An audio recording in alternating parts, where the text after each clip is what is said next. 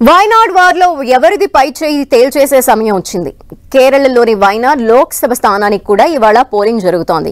10 రాష్ట్రాలకు చెందిన మరో 31 అసెంబ్లీ స్థానాల్లోనూ ఉప ఎన్నికలు జరుగుతున్నాయి.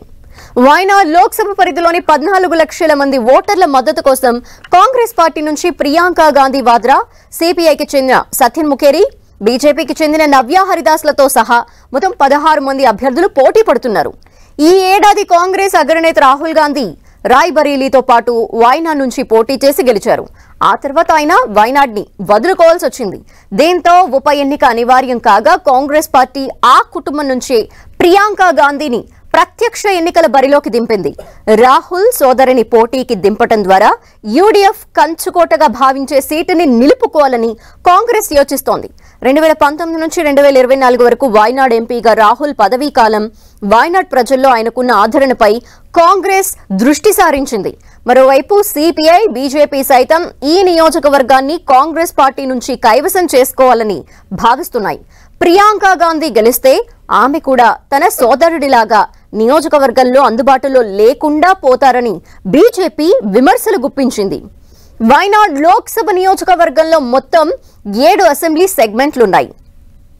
ఉననా, మనంతవాడి, సుల్తాన్ బతేరి, వైనాడ్ జిల్లాలోని కల్పెట్ట, కోజికోడ్ జిల్లాలోని తిరువంబాడి, మలప్పురం జిల్లాలోని ఎరనాడ్, నిలంబూర్, వండూర్ అసెంబ్లీ సెగ్మెంట్లలో పోలింగ్ కొనసాగుతోంది. మరోవైపు కొందరు ఎమ్మెల్యేలు ఎంపీ ఎన్నికల్లో పోటీ చేసి గెలిచి రాజీనామా చేయటం, కొందరు ఎమ్మెల్యేలు మరణించడంతో ఖాళీ అయ్యాయి. దీంతో రాజస్థాన్లో 7, పశ్చిమ బెంగాల్లో 6, అసోంలో 5, బీహార్లో 4, కర్ణాటకలో 3, ఛత్తీస్గఢ్, గుజరాత్, కేరళ, మేఘాలయ రాష్ట్రాల్లో ఒకటేసి అసెంబ్లీ స్థానాల్లో బైపోలింగ్ జరుగుతోంది.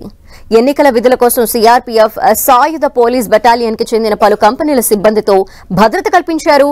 ఈ నెల నవంబర్ 23న ఓట్ల లెక్కింపు జరగనుంది.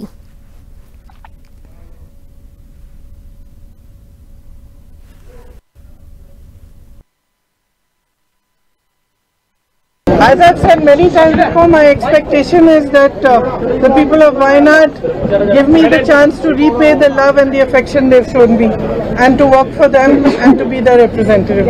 There are a lot of controversies regarding that Churanmala landslide issue and last that Waqf board issue, and how is your response on these things? On this point? I don't think today is a day of talking about these controversies. I think it's the day for polling right now, and I just hope that everybody exercises their democratic right, comes out and votes. Will you close the majority of Rahul? That is to be seen. We will.